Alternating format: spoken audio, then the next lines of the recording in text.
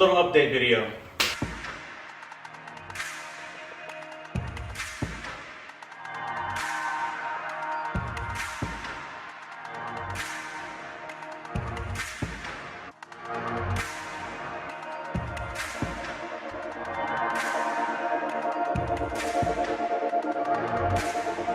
Figured I'd make you guys an update video. Let you guys know what I've been up to, things I've been doing, things that I have planned for the car, and why I haven't been uploading recently. Some of the more eagle-eyed viewers might have noticed the new intake manifold I threw in there.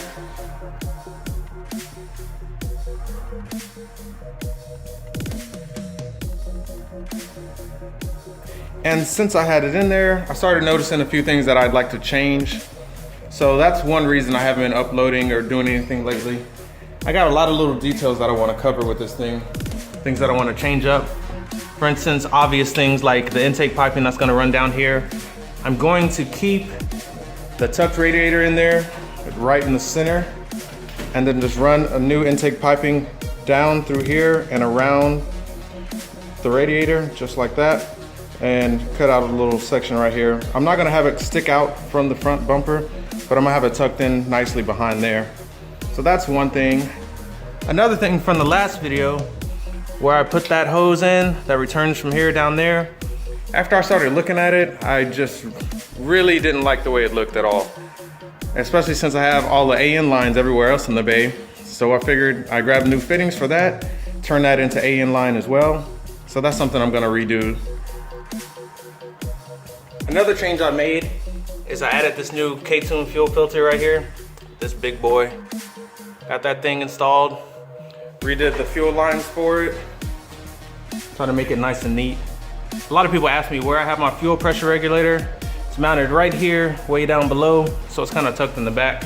That's why when you see like these overhead pictures or shots that I use a lot online or on Instagram, you don't really notice it back there because it kind of blends in pretty good.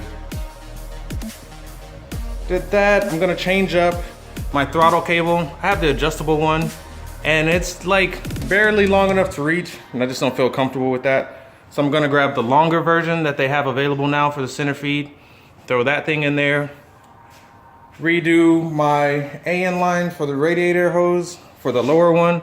I wanna make it a little bit longer because I kind of have it stretched out. That's something I don't like.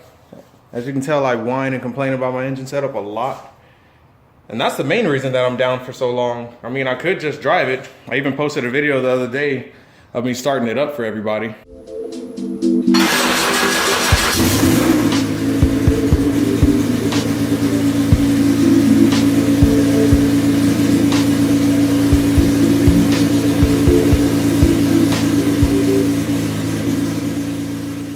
So it's not like I can't drive the car or anything like that. I'm just choosing not to because I don't really want to drive it with all these things like half finished. That's how I was driving the car before, and it seemed like the more I drove it without fixing all these things, the more things started to break, and it was just getting on my nerves. I didn't like getting into the car, you start it up, start to go driving, and then all you're thinking about is all the little things that you forgot or you skipped over. It just makes it no fun to drive. You don't want to worry about like, what's that sound? What happened now? What's missing? What's falling off? Little stupid stuff like that. So I figured I'd just take a break, make sure I get all that stuff ironed out before I get back on the road. Another minor thing that I did was make some adjustments to my shifter cables.